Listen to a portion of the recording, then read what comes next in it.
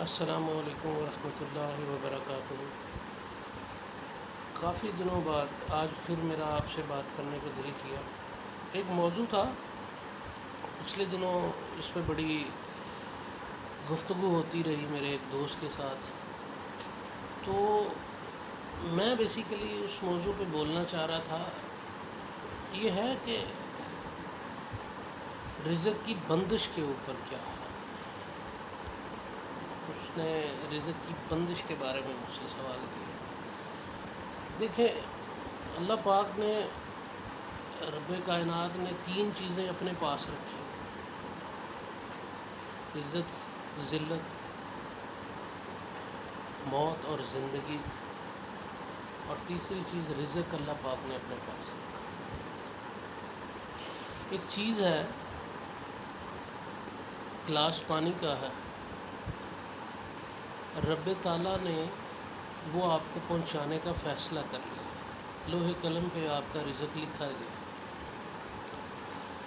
اس سے پہلے میں نے ایک ویڈیو بنائی تھی رزق کی اقسام کے بارے میں۔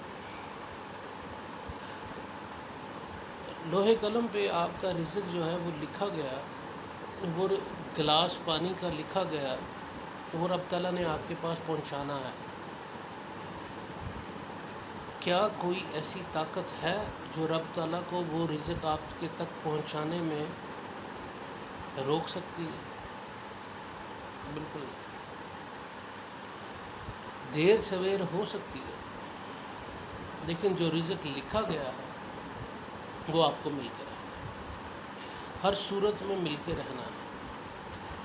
یہ عقیدہ رکھنا کہ مجھ پہ بندش لگ گئی ہے یا کسی بھی قسم کا کوئی رزق پہ بندش لگ گئی ہے، یہ اٹ سیلف ایک شرک میں چلا جاتا ہے۔ رب تعالیٰ کی تقسیم پہ شک میں چلے جاتے ہیں۔ کوئی انسان اللہ پاک کے کیے گئے فیصلے، اللہ پاک کے کیے گئے اور اختیار اور اللہ پاک کے لکھے گئے جو اس نے فیصلہ کر لیا کہ آپ کو پہنچا کے چھوڑنا، وہ اس کو نہیں روک سکتا، کوئی بھی نہیں روک سکتا، وہ آپ تک پہنچنا ہی پہنچنا ہے۔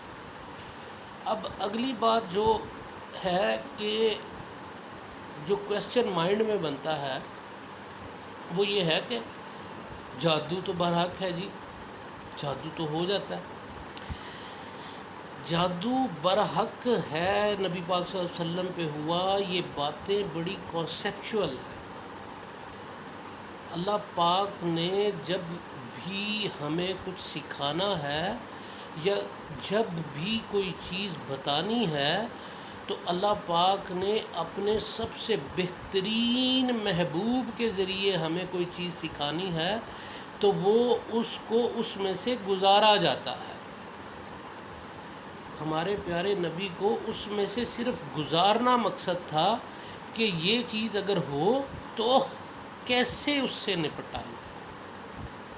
اسی وجہ سے سورۃ ناس اور سورۃ فلق کو اتارا گیا، اور پیارے نبی حضرت محمد مصطفیٰ صلی اللہ علیہ وآلہ وسلم نے اپنے جادو کا توڑ کیسے کیا اور وہ کیسے کرتے تھے۔ حضرت ابو ہریرہ رضی اللہ تعالیٰ عنہ سے روایت ہے کہ وہ قال رسول اللہ صلی اللہ علیہ وآلہ وسلم کہ رسول پاک صلی اللہ علیہ وسلم نے روز رات کو 3 دفعہ سورۃ ناس اور سورۃ فلق پڑھ کے اپنے دونوں ہاتھوں پہ پھونکتے تھے، اور دونوں ہاتھوں پہ پھونکنے کے بعد اپنے سر، گردن اور اس طرح پورے جسم پہ ہاتھ پھیرتے تھے۔ یہ ہے جادو کا، ہر قسم کے سحر کا، ہر قسم کی نظر کا، ہر قسم کی غلط اور حسد کا توڑ جو رب تعالیٰ نے حضور پاک صلی اللہ علیہ وسلم کے ذریعے ہم تک پہنچایا۔ اب رزق میں بندش جو ہے وہ کوئی بھی کر دے یا کچھ بھی کر دے آپ کے ساتھ، تو یہ آپ کا سب سے پہلا کانسیپٹ یہ ہونا چاہیے کہ کوئی چیز بھی دنیا کی رب تعالیٰ کی تقسیم کو نہیں روک سکتی۔ پہلا تو آپ کا یہ عقیدہ ہونا چاہیے، بھروسہ ہونا چاہیے، ایمان ہونا چاہیے کہ رب تعالیٰ کے تقسیم کیے گئے ہوئے رزق کے اوپر کوئی بندش نہیں لگ سکتی۔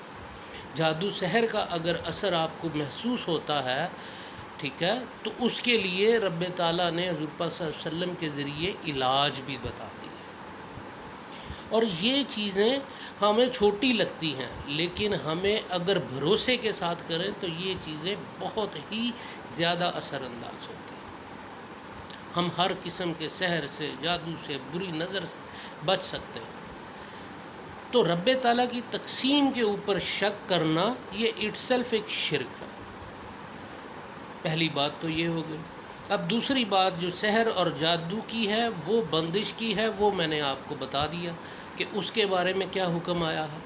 اب تیسری بات جو اس بارے میں سب سے زیادہ رزق کے معاملے میں وہ سب سے زیادہ کاؤنٹ ہوتی ہے کہ آپ نے یہ سوچنا ہے اور یہ دیکھنا ہے کہ آپ تو دعا کر رہے ہیں رزق کے لیے، آپ تو دعا کر رہے ہیں اپنے اچھے حالات کے لیے، کیا کوئی انسان دنیا میں ایسا ہے جس کے ہاتھ آپ کے لیے بد دعا کے لیے اٹھے ہوں؟